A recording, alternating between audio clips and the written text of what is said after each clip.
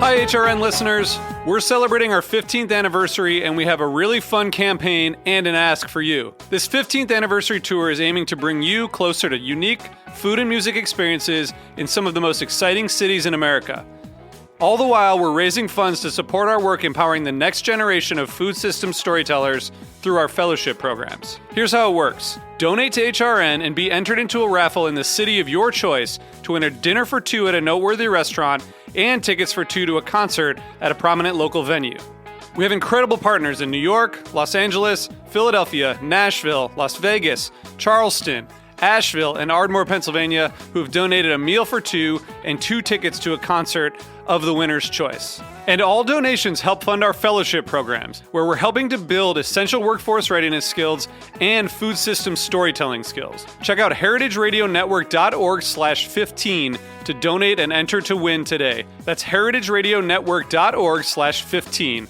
Thank you. This episode is presented by The Green Grape.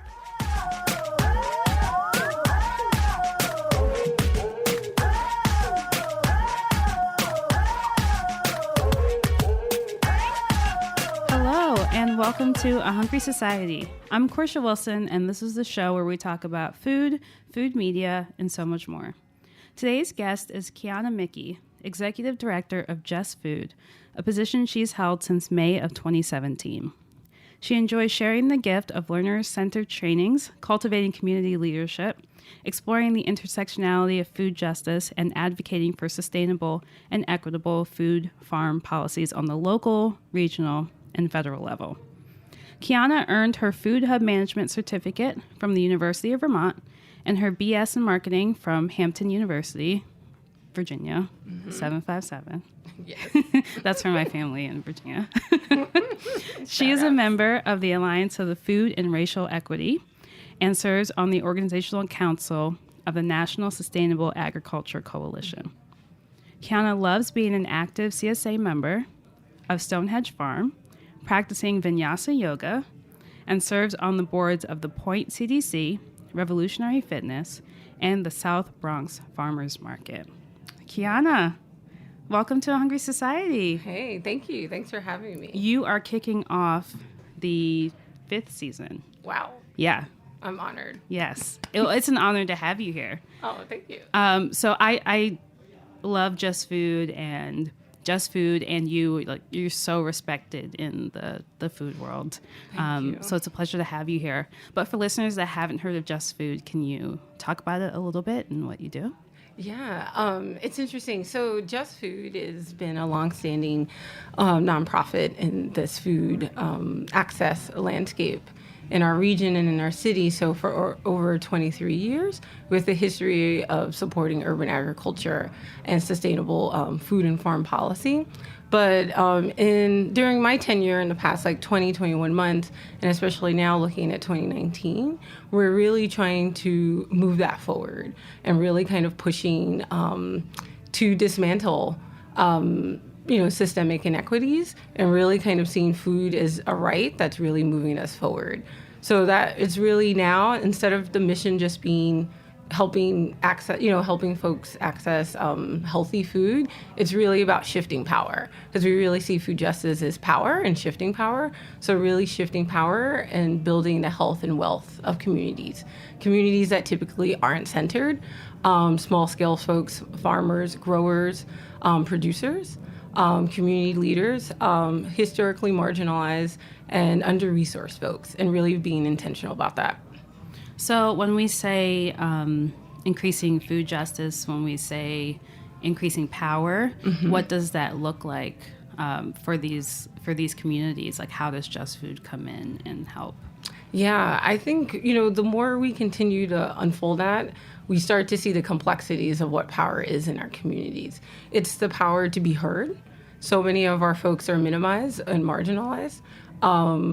It's the power to build wealth amongst ourselves, being centered. And when I say centered, it's not being served. I think a lot of nonprofits are still rooted in charity models where they see communities of color, they see communities of mixed income or folks that are underemployed as their fault.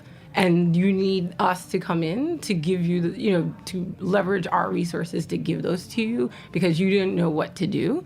What we're doing is actually pushing back on that and saying there is ingenuity and brilliance in our communities. We've been purposely segregated from resources.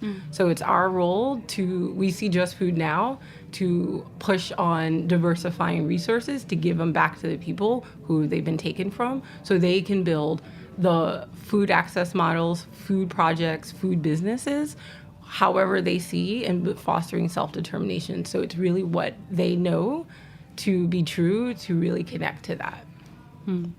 That's beautiful. And Just Food is based in the Bronx, right? Well, I like to think, especially in 2019, we're going to be based everywhere. Nice. Okay. We typically, historically, our office has been in Midtown. And we thought, I think in the past that was very convenient for folks. But I think as we continue to move our work to project specific and really amplifying the work of our community partners, we need to be in the community that much more. So we're actually moving remote. We're leaving our office today, and we're actually moving out and going to co-work at partner spaces throughout the city. Wow. Oh, that's amazing. Oh, that's wonderful news. So does that mean that Just Food will be at farmers markets and CSA pickups and, how do you connect to these spaces where food and access come into play? Yeah, I think it's going to continue to look like the program work that we do with our partners. So you'll see you'll see us more in our trainings. I think what we're really trying to do is identify projects and programs and resources that will make those programs robust. I think you're going to see us probably even in some ways less because you're going to see our partners more. We're really trying to continue to strategize how to leverage resources to amplify our partners and make Just Food a capacity builder. So sometimes you might see us with an event, you might see us doing site visits and checking in, you might see us helping run a farmer's market one day, and there are going to be other times where we're going to step back and we're going to really let our partners' work shine. So that's going to look like, a youth justice leader managing a conference, or a group of youth running a youth justice track at our conference.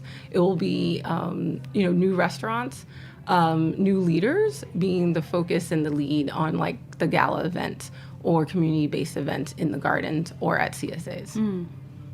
Wow. So it sounds like I like to always kind of put things into kind of similes, I guess. So it's like Just Food is a platform almost for different people in different aspects of food production, food access, food security, farming, all of these different parts of our food system.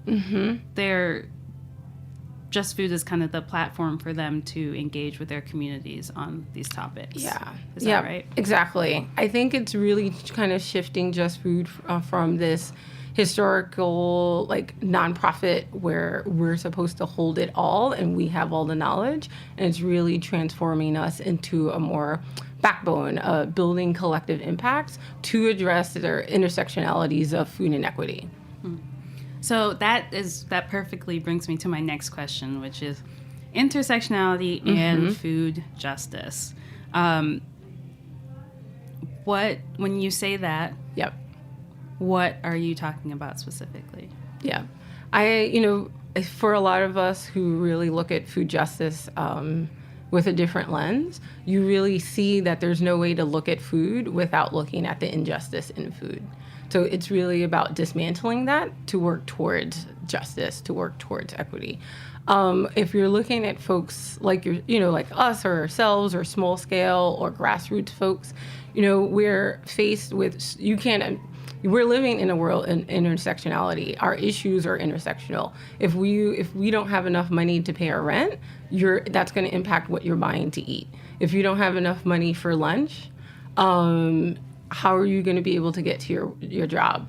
So for us, it's really holding that is true food justice, and we need to address those inequities. So if food is really a right, We really need to then use food as a tool to dismantle those systems that have kept us powerless, that have kept us hungry, that have kept us from building the wealth that we deserve. And so I think with us in our work, or when I talk about food justice, it's using or leveraging just food to be a collective backbone who holds that as a core and who wants to push harder on dismantling inequities. Because I think what happens is what we see is all of these inequities that we're facing are complex. And yet we're expecting small grassroots groups to work independently to tackle that issue. So when people say health disparities or food insecurity, those are really big fucking issues. Right. So this concept that everyone can do it in this really small way with limited resources and capacities, that just keeps us further, further from the impact we know we can have.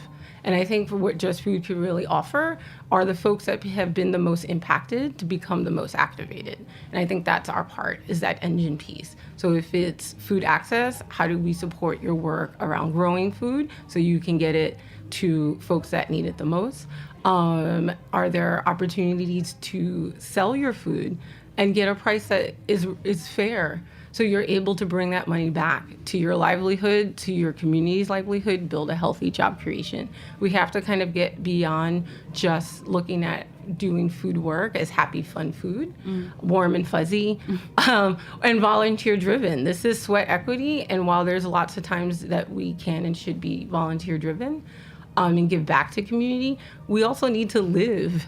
And we need to find ways to connect that work to building wealth and build it amongst ourselves so you can feel comfortable and happy. Not even comfortable, you can feel like you really know where your money's going and you really know who you're supporting. Whether it's a for-profit business, a restaurant, a farmer, a youth, a young startup, like you can feel like you really know. Because people always say they want to be closer to their food or know where their dollar goes.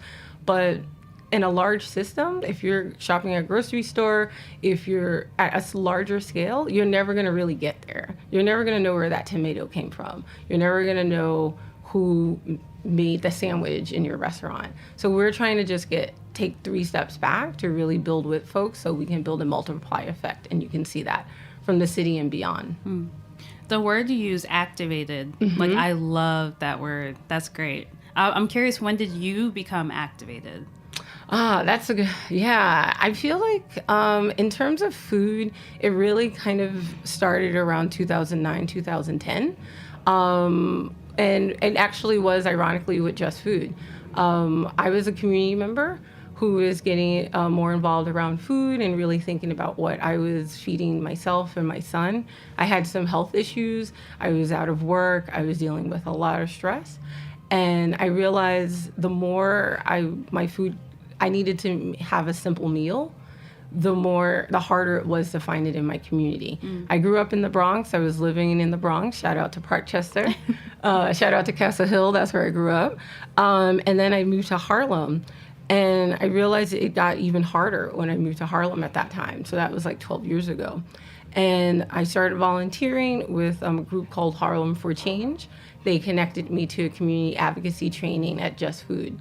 And that was really where I took this trainer popular education approach training, where it connected my lived experience and what I knew to be true with a new skill set on how to organize, how to feel more confident about speaking in public, connecting to policy more, and making connections to what felt esoteric to really come to my world, so I could have a better understanding of why it was important to have like a strong farm bill, because it would impact the food that eventually came to my community, or the farmers that were not able to come into my community. So for me, that was really where the training started. And the more I really connected and it resonated with me, the more I had a chance to talk about it. And then I realized I wanted to have a deeper impact beyond just volunteering. And I started as the community supported agriculture manager. And it really is kind of stemmed from there. It was, how can I leverage my lived experience as a single Black mother, as a woman of color? How do I leverage my privilege of education and my ability to talk to a lot of different people and not really scared to do that? And can I connect that to other skills like policy and advocacy and have a bigger impact and change, and wanting to see where that could go and bring in more people. So it went from unpaid work to, luckily, slightly more paid work. Slightly more. Oh, I hear you on that. Writing started for free, me sending out pieces, and now it's slightly more paid. More impact, but slightly more paid. Right.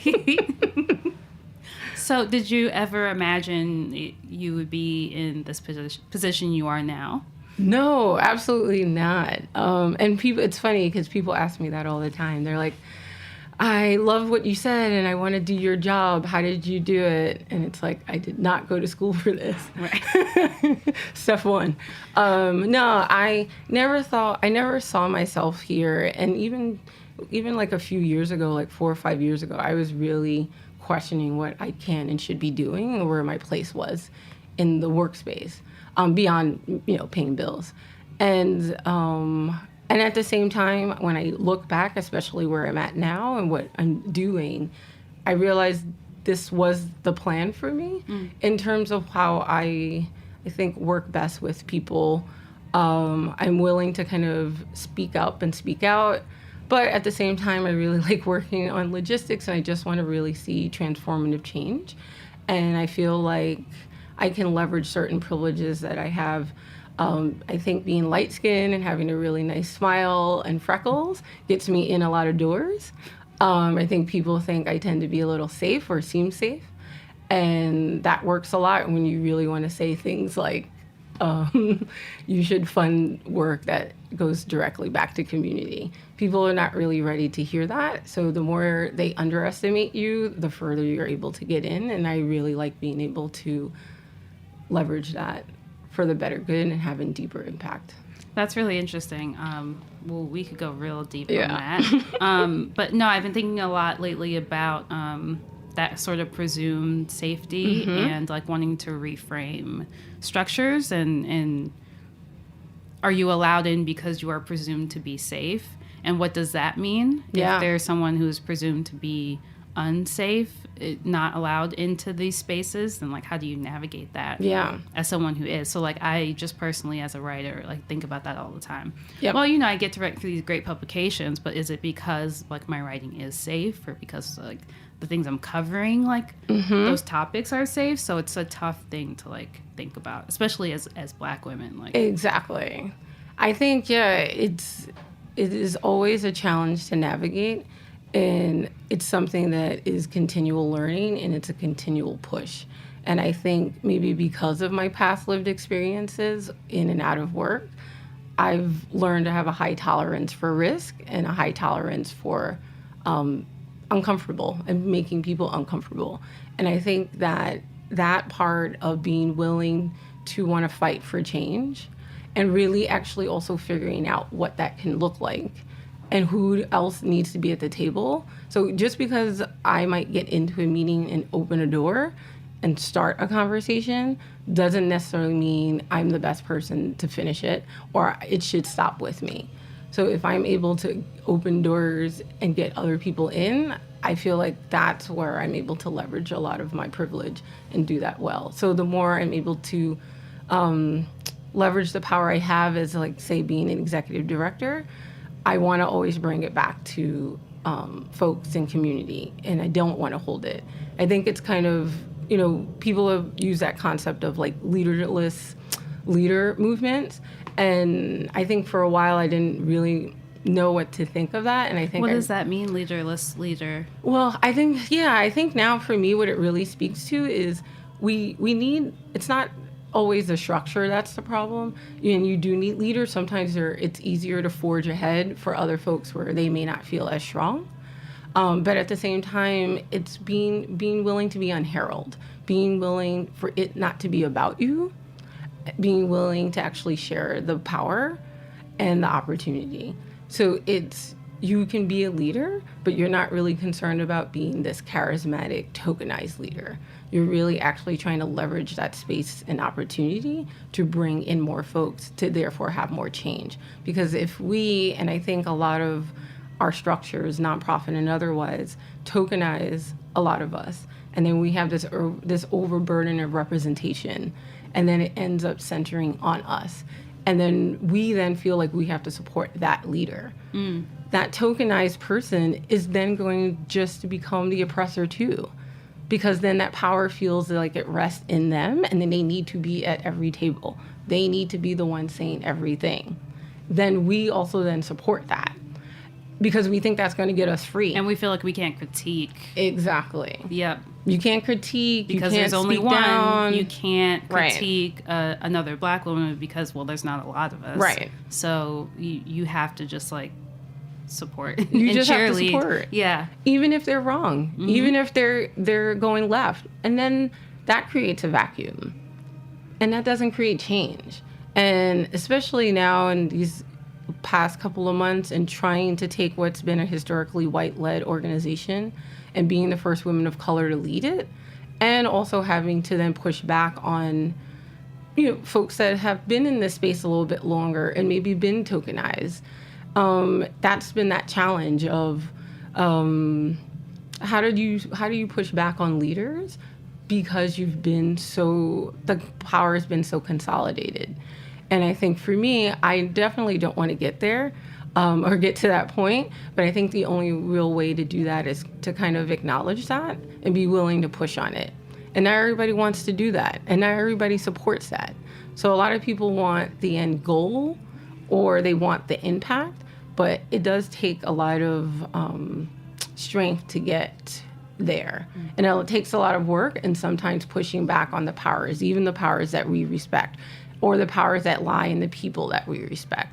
And that should be okay. Like, that's where true movement comes from. That's where true justice comes from, is, breaking any of those oppressions. So even if the person oppressing you is of your color, of your class, of your gender, if you're no longer truly pushing for collective power and change, then you're not actually doing the work. And being tokenized no longer should rest. Like, you should be pushing back on your tokenization and moving from your leadership position and finding new ways. And I think what I'm seeing now, beyond myself, I'm seeing this in communities and other spaces, is that leaderless leader, where it's really about the work or the impact and less about that one charismatic person who's supposed to be representing. Oh, that's not a word. Representing the struggle. Because it's I don't think it's only just on our fault, and not to get on a tangent, but I think when we talk about shifting power, we have to talk about resources. And when you talk about resources, we're also saying it's not just what we build with each other, but knowing there's other resources that people have been withholding from us. But at the same time, they will tokenize them too. And then you have the scarcity model where only a certain number of people will have access to those resources, even within folks of color.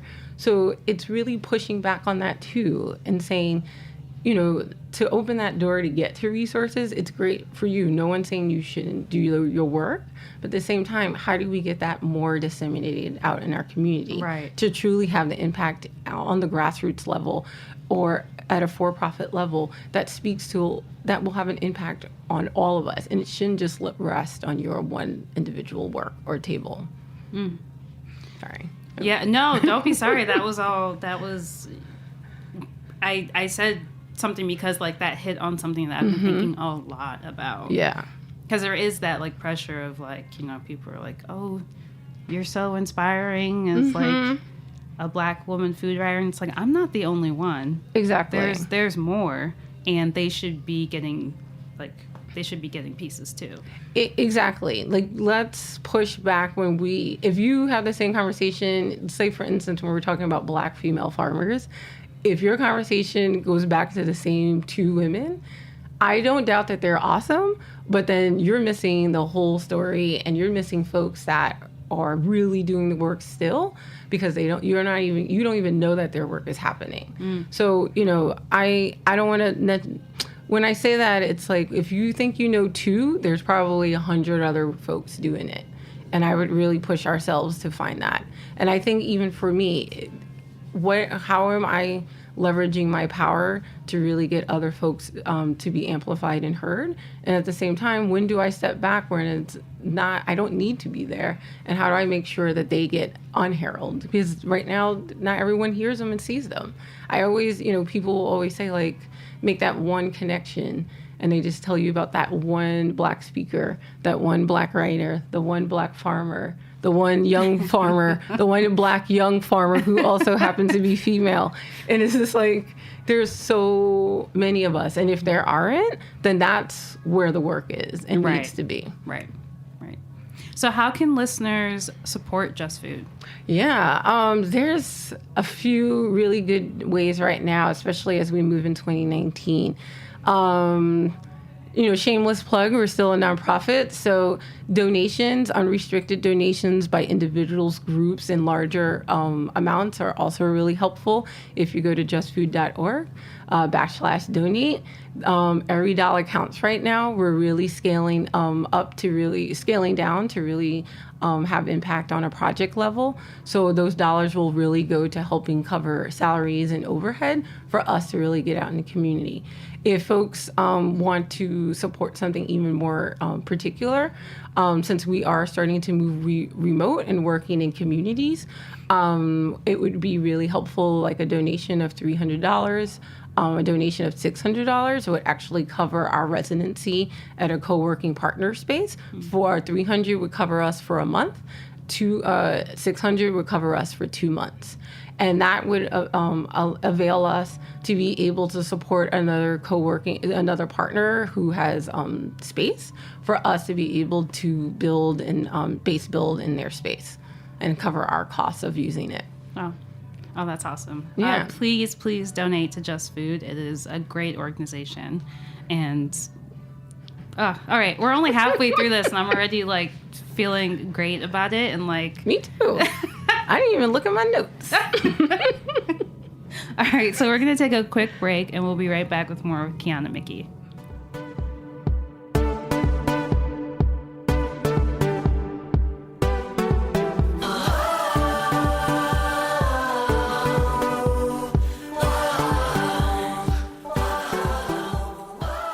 This episode is presented by The Green Grape, a family of 3 businesses on Fulton Street committed to supporting small-scale farms, celebrating seasonality, and delighting our customers. Order local, pasture-raised meats and cheeses to pair with our selection of fine wines and spirits, and we'll deliver it to your door at no extra charge. From great local gifts to providing you all you need for a delicious meal, The Green Grape offers truly special and hard-to-find products created by New York's community of local makers. Support independent grocers and our site to learn more. Visit greengrape.com. That's green with an E. GREENEGRAPE.com. Erase, forget my face. And when something that's hidden, something remains, something you don't know. All right, so we are back with Qiana Mickie of Just Food. Oh, hi, yes, I'm here. Sorry, awkward pause. All right. So Hey. you were talking about growing up in the Bronx. Yes. Do you have any memories of dining when you were there? Oh, yes, absolutely. My life, so I was born in Richmond, Virginia, but I moved to the Bronx. My mom's a Bronx girl when I was 2.5. So my early life was really, parts were in the Bronx, on Castle Hill, in Turnbull, and the other part was downtown, actually, in the Village. My mom was special, so she had a lot of interesting life and loved culture. So my dining experiences, I feel, are either the most early memories I think of it is having this from like 5 years old until probably 14, having Friday dinner out with my grandmother and my grandfather before he passed when I was 12 it was just the three of us, even when my brother and sister came along, and most of the times even without my mother, it would just be us. And I just remember there used to be like Howard Johnson's in the Bronx. I know some people wouldn't remember that. I remember, yeah, Hojo's. Yeah. Hojo's? Yeah. What? Fried clam dinner? What? Yeah, so I just remember just having these really consistent experiences of not just having home-cooked meals every other time, but always them wanting to go out and like treat themselves and bringing me with that. And also just talking to a lot of older folks. The other flip side of the dining experience for me is with my mother in particular. And because she would hang out downtown and had friends downtown in all different like spaces and places, it just opened the door to eating and trying new things when you didn't really have a choice. And it really helped. So I just remember places like Lechesco's that used to be near St. Mark's Place. It's like Polish diner. Oh, okay. And I still have like a love of diners. Oh God, like I would go to a diner any day at a time.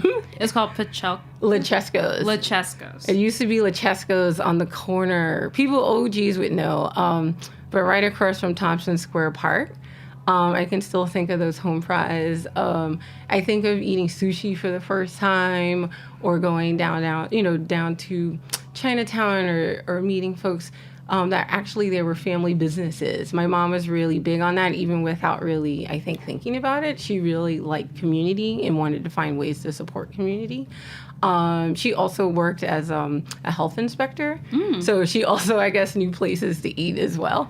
So it was the clean places to eat. Yeah. Yeah, and sometimes she was just like, I just like this place, even if maybe I had to give them a different rating. So yeah, it was really interesting to be able to have this very traditional experience with my grandparents. Which was very like simple and safe and conservative, and at the same time have this very interesting, wild experience through food with my mom in the city, in every which way. From sometimes she would just want to go fancy, and sometimes it would just be really casual. Just, randomly going to City Island at 2:00 in the morning, eating at Tony's, like it runs the gamut. And of course, pizza. You can't And a lot of pizza. Yeah. Lots of pizza. Before the show, we were actually talking about how your son loves pizza. Oh, yes. Pizza connoisseur. Pizza and cheeseburgers. And cheeseburgers. Which pizza spots are his favorites again? Oh, yeah. So we live in Harlem, so Patsy's is definitely his go-to in Harlem. And then in the Bronx, Circle Pizza, right off the 6th train. Okay. Yeah, Parkchester. I have to keep that one in mind for when I do my next pizza crawl. Exactly. I'll be sure to go there. So I ask every guest this, but you can name the restaurant if you want to, but you don't have to. What's one of the worst dining experiences you've ever had? Yeah. I was thinking about that. I feel like I can't recall a particular place right now, but I think something that really ruins my experience, or I start to think about a lot more, is how the staff is treated and how invisible the back staff is. And I think the more I notice that, the more some places you can feel it and see it, and the dynamics really, really obvious. And I feel like those are the parts, or those times are where it feels the worst to me. Like recently, I was at a place, and it was like right before, it was like Christmas Eve, and the waitress I was talking to, and I've seen her often because I go there to hide when I'm working. And she was saying that she had to work on a holiday where she didn't want to or didn't need to. And it's those kind of experiences, like not feeling heard, or people feeling that they can't be their full selves, that really, I think, for me, impact my dining experience. Even though it doesn't, maybe you don't see it on the plate, you feel it in the folks, and that impacts your food. Absolutely. I was having a conversation with someone about how rare it is that like restaurant workers get paid time off, or like any sort of healthcare or anything, and they were like, really, it's rare? And I was like, yes, it's super rare, very rare. Yeah. So yeah, when I see like staff doesn't seem to want to be there or have like really good dynamics with each other, I can't help but wonder about the actual food on the plate. Right. Do you care about the food if you don't care about the people? Exactly. Or care. Mm-hmm. Definitely true. So what do you think of New York's dining scene? I mean, you've been eating in downtown Manhattan since you were 2.5 when you moved here. So what do you think? Oh, man, it's interesting. I mean, one, I don't get out a lot because I'm always working at a nonprofit. But what I have noticed with the dining experience is it seems like a lot of things have gotten really sanitized and gentrified. But at the same time, there's very interesting opportunities of vibrancy. And so, like, we recently did a gala, so a gathering, a fundraiser where we supported small businesses and culinary talent to connect to local food. So community can come to like a gala or event, an anti-gala, if you will.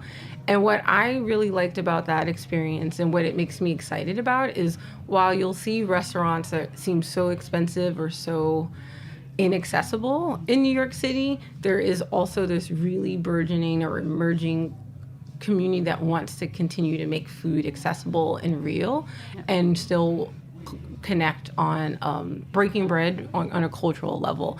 And I think what really excites me is continuing to find ways to find those folks, support those folks, eat that good food, and then be able to share it with other people. So that gala really opened me up to so many other different either brick and mortar restaurants or folks that are chefs like Tunde or the folks that like Egg, Lalita, Chef JJ at the Life Hotel. Mm-hmm. So the more I feel like I see folks, Brownsville Culinary Center, the more I see folks doing this really good work and connecting to real food, that keeps me grounded and excited. And it just reminds me of the old New York. Like there's still places and ways to find, whether they're mom and pop or they're actually small businesses, they don't have to be mom and pop. They could just be real. They can be people that look like us. They can be young. They can be old. Like people who are still trying to connect to food and connect to culture, and building that and keeping that in New York is really important to me. Mm. Do you have any favorite restaurants at the moment? Oh, yeah. Oh, there's a lot. I definitely, a place that really speaks to home to me is in the Bronx, in the Port Morris section of the Bronx, Port Morris Distillery. Bobby and Ralph have really created really great businesses in space. So, yeah, food connects to alcohol with me a lot of times. So it feels like home. It feels like community. They use local ingredients in order to create the añejo and all their different spirits. So they do spirits? Like it's not like I guess that would be a brewery, not a distillery. But I was thinking beer for some reason. No, they're an actual distillery. Okay. And they have the distiller there, and you're able to come see it. And they are working with culturally relevant recipes. And it just, it really feels like home going there. To be able to kind of get a drink and know where it came from, know that the mash that they use is locally sourced, that those folks are the folks that made it. The community there is really great. They've expanded to the tavern on the corner, which is nice, so you can also get local beer. Okay. And my favorite thing to do is go to PMD, Port Morris Distillery, and then order La Morada. It's also in the South Bronx, but they'll deliver there. La Morada is it's so good. I went there for the first time last month. Oh, really? Yeah, and I was just like, wow. Yeah. I'm so sad I live in Jersey, so far from it. But well, next time you're here, if I'm in the Bronx, if I'm not getting the Circle Pizza, I'm probably going to be at La Morada. But yeah, I love support. Like La Morada right now, I was there recently, it's one of the places that's really resonating for me. Mm-hmm. The food is good, the people are great, and also the folks that are actually cooking and the chef and the work. And I think we really need to support them right now. They're getting some pushback from the police, and I think folks need to really come out and show for them. One, they're making great food, but they're also great people, and they're really supporting community. And I think we won't have folks like that if we don't come out and support them. Right. And La Morada, by the way, is like delicious, like Oaxacan style Mexican food. It's amazing, and I think everyone should go there. Everyone should go there. Yeah. So we're already at our last question. Oh, wow. Yeah. If you could have your last meal in a restaurant, where would it be, and who is invited? Oh, right. Yes. My last meal would probably be on a beach. Can I invite people who are alive or... Alive, dead, celebrities, you've never met them before, like whoever in the like history of the world that you would want there. Last meal on a beach, maybe in the South. We will be eating crabs and shrimp and collard greens. My Aunt Florence would be there. She would have made her potato salad. My grandmother would be there. She would have made her mac and cheese. I should have a better answer for that. No, that's good. That sounds really good. Definitely my son. Honestly, there would be farmers like Cheryl and Renee, and food from the Kelly Street Garden. Maggie and Dee would bring some vegetables over from Rocksteady Farm. There would definitely be some alcohol, so Ralph would have definitely had to bring some añejo and some coquito. From PMD? From PMD in the Bronx. Yeah. Okay. Last meal, we got to go all out. Yeah. Oh, and chocolate cake. I definitely would need somebody to make me the best chocolate cake. And I'm always on the search for that, so. Okay. Anybody listening knows good chocolate cake, send it to me. I'll send it to Qiana. Yes. You will have good chocolate cake. How many people are we talking? Like 20 or so? Oh, I would say 5 to 20. 5. I know. Is that weird? Is that random? It's a big range. Such a big range. As many people who are willing to like talk really loudly with me, and like talk back. Yeah. Sometimes 5, sometimes 20. Oh, that's great. And then, see, my last meal would be on the water too. Yeah. You know, I just walk into the water afterwards. Ooh, yeah. It's so dramatic. It's so dramatic. That's so Frank Ocean. It is very Frank Ocean. But I like it. Yeah, I like it too. Well, Qiana, thank you for coming. Thank you. Thanks for having me. I'm really happy to be here. And you are welcome back anytime. Thank you. Yes. Will do. And where can listeners find out more about Just Food? Oh, yeah. So please check us out on Instagram, Just Food NYC, Instagram, Twitter, and Facebook. Our website is actually, if people want to help and support, if you have website background, you can help our volunteer, Emily Schoon. Shout out to her. Any more capacity we can do to get our website for justfood.org from a landing page back up and relaunched. But you can find us there, and my personal is Raga Mickie. Raga Mickie? Raga Mickie. That's really cute. Thanks. Thank you so much for being here. No, really, thank you. This was fun. And thank you for listening. We'll catch you next week on The Hungry Society.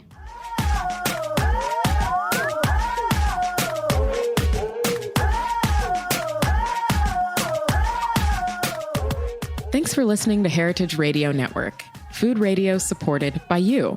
For our freshest content and to hear about exclusive events, subscribe to our newsletter. Enter your email at the bottom of our website, heritageradionetwork.org. Connect with us on Facebook, Instagram, and Twitter at heritage_radio. Heritage Radio Network is a nonprofit organization driving conversations to make the world a better, fairer, more delicious place. And we couldn't do it without support from listeners like you. Want to be a part of the food world's most innovative community? Rate the shows you like, tell your friends, and please join our community by becoming a member. Just click on the beating heart at the top right of our homepage. Thanks. Hey there, I'm Lee Ullman here with some big news from the National Young Farmers Coalition. We're partnering with Heritage Radio Network on a special season of The Farm Report. It's all about what's happening with the Farm Bill and how it impacts farmers and eaters.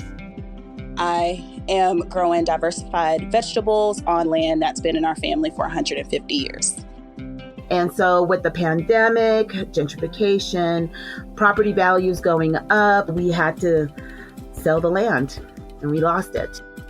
Join us as we uncover the untold stories behind this massive piece of legislation that shapes how we grow our food, what we eat, and so much more. The problems we have had those are things that come from earlier Farm Bill and USDA policy, right? Like Earl Butts, get big or get out. It's my responsibility to know not only what I'm eating, but then like how that all came to be, and realize like, wow, like this piece of legislation, all this money, like it's technically something that I support as a taxpayer. While Congress debates the next Farm Bill, this is not just an invitation to listen. It's a call to action. Be part of the conversation.